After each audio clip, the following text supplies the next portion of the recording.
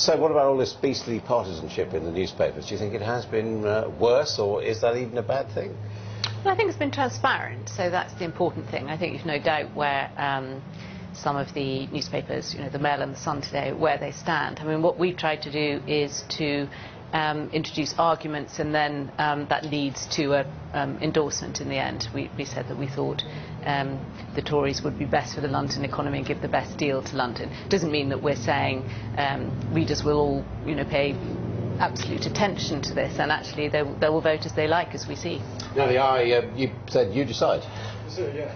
We went down this approach. I mean, this election is not going to be decided by the unions, by rich donors, by newspaper proprietors or even journalists. It's going to be decided by the public, your viewers, our readers. And so we decided to be neutral. And that was to present all of the arguments for all of the different parties and to give all of the leaders a chance to write in our paper this morning with their final pitch to voters. Lionel Barber, I suppose what's important for you is what's good for your readership, which is the financial and business community. Around the world. Indeed. Obviously, the crucial point for us was to assess the economic record of the coalition, to look at Ed Miliband's policy proposals, largely turning on the economy, and also try and set this in some kind of international context. And I should stress, despite what you occasionally read in the Twitter sphere or elsewhere, that this was very much a decision taken collectively. Two long discussions and then a conclusion. Now, you have got, as you say, this international readership. What interested me was your chief economic writer today actually says you can't really trust any of them on the economy. None of them have done particularly well. Well, we have a very broad church at the Financial Times. As you probably know, the commentators felt that they were lent more towards, or the economics and political commentators lent more towards a plan B, whereas the editorial line was somewhat more supportive of the coalition. I mean, as it turns out, we got a plan AB with quite a flexible fiscal policy.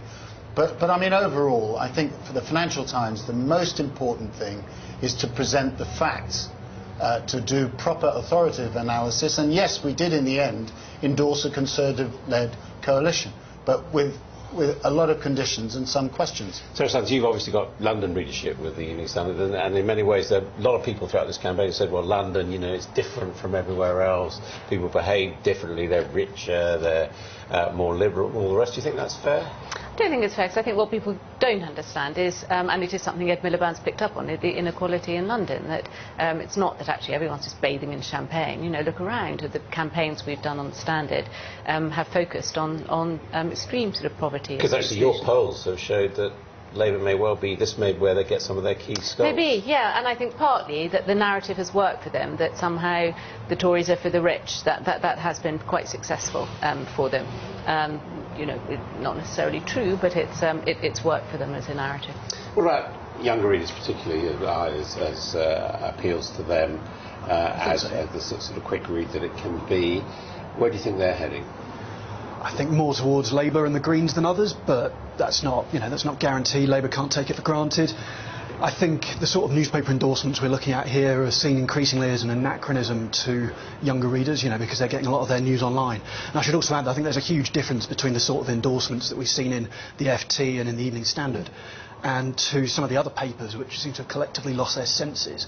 And the hysterical front pages we saw this morning. You think you know where I'm referring to.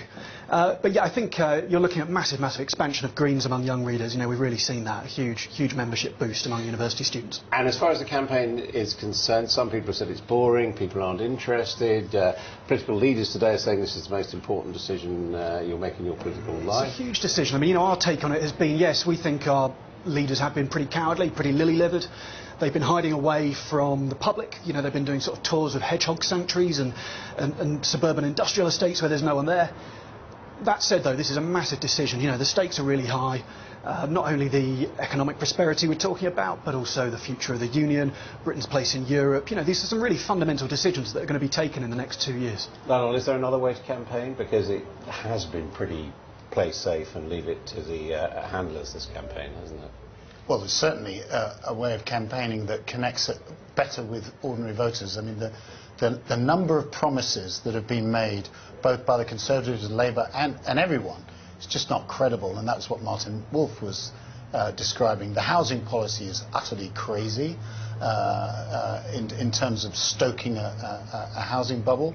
I think that it's really struck me how the coalition, particularly the Conservatives, have failed to make a solid case to voters that actually, look, 2 million jobs have been created, more than 2 million jobs during the lifetime of this coalition. Tough decisions were made, and yet this has been lost in a sea of aggressive negative campaigning, which, according to the polls, has had no effect whatsoever. For example, if you look at the pledge for a referendum, the go tougher on immigration, has this dented UKIP? Not according to the polls. It's really quite, and also the attacks on Ed Miliband. So, a lot of people from abroad looking on say, if you look at the way the British economy is performing at the moment, the Tories ought to be miles ahead. It's a mystery to people outside. I just don't know, nothing has moved. This entire campaign has been for nothing, as far as I can see. There's no effect at all. The reassuring thing, I suppose, is that it has shown you can't bribe the British electorate, because they're simply taking no notice. The economy hasn't proved to be a trump card. It's been a campaign fought from bunkers, obviously. I think the Conservatives have a problem where they fail to connect with large parts of the public. And I think that's a communications difficulty as well. I think there's huge parts of the UK that are still not feeling that economic growth. They're still not feeling a recovery, and maybe it is around the corner. But if people can't feel it, they're not going to be convinced into believing it's happening. OK, prediction time. Where do you think we're going to be this time on Friday? Conservatives' largest party, but no majority. I think I probably agree. This is not what you'd expect to hear from an editor, but I really don't know. I'm going to wait for people to vote. Well, I want to ask you, if it is Conservative's largest party, but no majority, who do you think is going to end up Prime Minister? Oh, no, I give up. No, I do think it's very important. Could be a slightly underreported angle is just how well will the Liberal Democrats do, because if they do better than expected, if they get in the 30s, this could have a really decisive Well, they could hold the balance. Exactly. It was our headline last time, take the picnic. I think Cameron might just have the edge, but again, I'd be cautious about. OK, well, keep your eyes on the Liberal Democrats. Thank you all very much indeed.